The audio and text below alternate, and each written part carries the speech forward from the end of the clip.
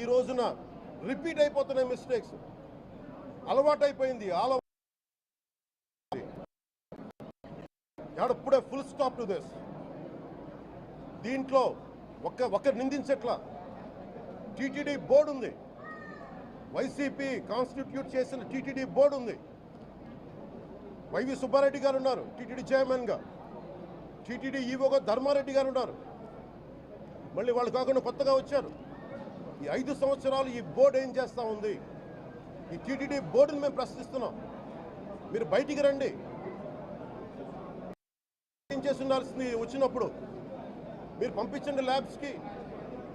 మీకు ఎవరైతే తప్పులు చేశారో వారి మీద మీరు చర్యలు తీసుకోండి చెప్పాలి. కానీ తప్పులు చేసిన వాళ్ళని వెనకేసుకొచ్చే విధానం ఏంటో నాకు అర్థం కావట్లేదు. ఇది ఆయన మార్చుకోవాలి. అంతేగాని మీరు అస్థిరత చేసే ఆలోచన కానే కాదు. ఇదే మీరు ఊహించండి. ఇంకా ఏ ధర్మం ఇలాంటి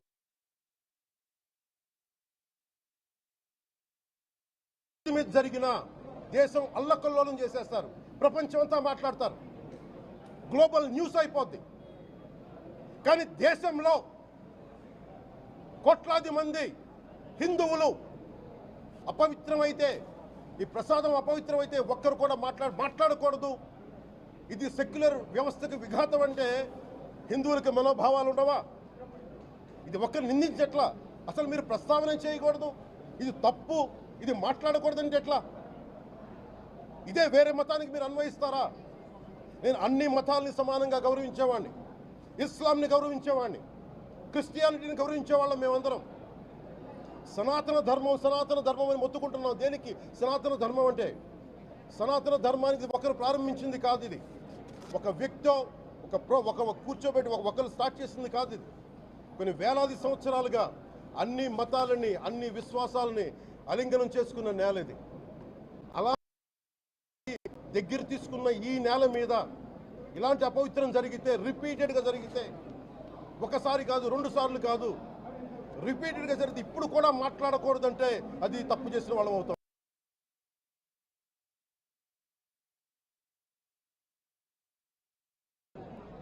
మేము కాదంటలా. టీటీడీ బోర్డు అప్పుడు టీటీడీ బోర్డు బాధ్యత తీసుకోవాలి.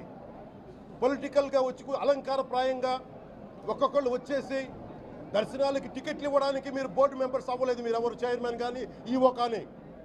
మీరు అక్కడ ధర్మాన్ని పరిరక్షించాలి. మీరు అక్కడ మీ ఇష్టాలకి మీరు కూర్చోబెట్టి మీ ఇష్టాలకి కాంట్రాక్ట్లు ఇచ్చుకోవడానికి మీరు టీటీడీ బోర్డుకి మీరు వెళ్ళలేదు. మీరందరూ, మీ అందరికీ బాధ్యత ఉంది. మీరు నిర్ణయించుకోవాలి. ఎవరికి కోపాలు రావు, ఎవరికి వేదన రాదు, ఎవరికి బాధలు రావుంటే కుదరదు. వస్తాయి బాధలు, వేదన ఉంది, మాట్లాడతాం. మర్చిపోకండి ఎవరు. గత ముఖ్యమంత్రి గారు కూడా నేను చేస్తా ఉన్నాను, జగన్మోహన్ రెడ్డి గారికి కూడా. ఇదే చర్చికి జరిగితే మీరు ఊరుకుంటారా? ఒక మసీదుకి జరిగితే ఊరుకుంటారా? ఒక తిరుమలకు జరిగినప్పుడు ఎందుకు వెనకేసుకొస్తారు? రాకండి. ఏ మతం మీద దాడి జరిగినా సంపూర్ణంగా నాతో సహా మేము ఖండిస్తాం, వస్తాం. ఇస్లాం మీద దాడి జరిగితే మేము మాట్లాడతాం, క్రిస్టియానిటీ మీద దాడి జరిగితే మేము మాట్లాడతాం, హిందూ ధర్మం మీద, సనాతన ధర్మం మీద దాడి జరిగితే కూడా నేను మాట్లాడతాను. ఇది మొదటిసారి కాదు, మేమందరం మాట్లాడతాం. ఇది ప్రాథమిక హక్కు. ఇది పరస్పర విశ్వాసాలను గౌరవించుకోవడం చాలా చాలా అవసరం. ఇది అందరికీ తెలియజేస్తున్నాను. ఇది దోషులకి కఠిన శిక్ష పడాలి. అలాగే ముఖ్యమంత్రి గారికి కూడా నేను తెలియజేసుకున్నాను, చంద్రబాబు నాయుడు గారికి కూడా. క్యాబినెట్ మీటింగ్ జరగాలి, అసెంబ్లీలో చర్చ జరగాలి. అసలు టీటీడీ ట్రస్ట్లో ఎన్ని అవకతవకలు జరిగినాయి, దీని మీద కూలంకషంగా దీని మీద చర్చలు జరగాలి. అలాగే నిన్న అందరూ మీడియా పెద్దలు కూడా అడుగుతూ ఉన్నారు, పత్రికాధిపతులు కూడా అడుగుతూ ఉన్నారు, మీడియా వారు కూడా అడుగుతున్నారు, దీన్ని సిబిఐకి తీసుకెళ్లాలా లేదా అనేది. అది గౌరవ ముఖ్యమంత్రి గారు నిర్ణయం తీసుకోమని. మీరు ఏ నిర్ణయం తీసుకున్నా క్యాబినెట్ మీ వెనకాల ఉంటుంది, ఉంటారు. ఇది ఇక్కడితో ఆగాలని మనస్ఫూర్తిగా నేను కోరుకుంటున్నాను. అలాగే 40 సంవత్సరాలుగా కర్ణాటకలోని గీ కంపెనీకి ఇస్తూ ఉన్నారు. 15,000 కేజీలు అవసరం అవుతుంది నెయ్యి, మనకి స్వచ్ఛమైన నెయ్యి. అలాంటిది వీళ్ళు 1000 రూపాయలు కొన్నదాన్ని వీళ్ళు 360 రూపాయలకే వస్తుందని చెప్పి ఎవరో మిడిల్ మ్యాన్ వచ్చి చెప్పారు. ఆ మిడిల్ మ్యాన్ ఎవరు?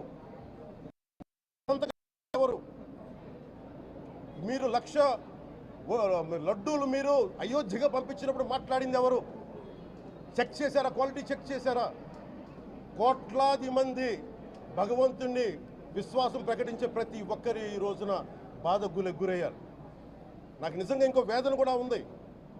ఇది ఇంకొకరు నిందించట్లా. తిరుమలలో ఉండే ఇంతమంది సేవ చేసుకునే వ్యక్తులు కానీ మీరందరూ హిందువులే కదా. మీరందరూ టీటీలో ఉండే వందలాది మంది ఎంప్లాయీలు, ఉద్యోగులు, వేలాది మంది ఉద్యోగులు, మీరందరూ ఏం చేస్తున్నారు? మీరు హిందువులు కాదా? మీరు స్వామివారికి అపవిత్రం జరుగుతూ ఉంటే మీరు కల్తీ నేచర్ మీకు తెలిసి కూడా మీరు ఎందుకు కాముకున్నారు? భయపడ్డారా? వైసీపీ అంటే వైవి సుబ్బారెడ్డి గారంటే భయపడ్డారా? ధర్మారెడ్డి గారంటే భయపడ్డారా? ఏ స్వామి అయితే మీకు ఆశ్రయం ఇచ్చాడో ఆ స్వామికి అపవిత్రం జరుగుతూ ఉంటే మీరందరూ కామ్గా కూర్చునే మీకు ఎలా వచ్చింది? మీకు ఇది నేను సాటి హిందువులను కూడా నేను ప్రశ్నిస్తున్నాను. దీంట్లో ఇది ముందుగా ప్రతి హిందువు గౌరవించాల్సింది. దీన్ని మీ మతాన్ని మీరు గౌరవించుకోండి ఫస్ట్. ప్రతి హిందూ నేర్చుకోవాలి. ఇది ప్రతి హిందువు ఆత్మపరిశీలన చేసుకోవాలి. మీరు బయటికి రావాలి. తప్పు జరుగుతూ ఉంటే కూర్చొని చేతులు కట్టుకొని మనకెందుకులే అంటే ఇలాగే ఉంటాయి. ఇది మారాలి. నేను కూడా దీంట్లో భాగమే కాబట్టి నిజంగా నాకు ఇన్ని సమస్యలు చెప్పారు.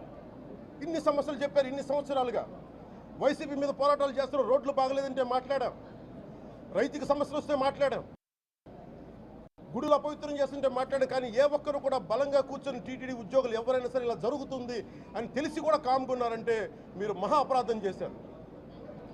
ఆ మహా అపరాధానికి నేను కూడా నాకు సంబంధం లేకపోయినా ఈరోజు నేను ప్రాయశ్చిత దీక్ష మొదలుపెట్టాను. ఈరోజు 11 రోజులు స్వామివారికి నేను క్షమాపణలు కోరుకుంటూ దీక్ష తీసుకుంటున్నాను. ఇది మారాలి, ఉండకూడదు అని కోరుకుంటూ సెలవు తీసుకున్నాను. నమో వెంకటేశాయ.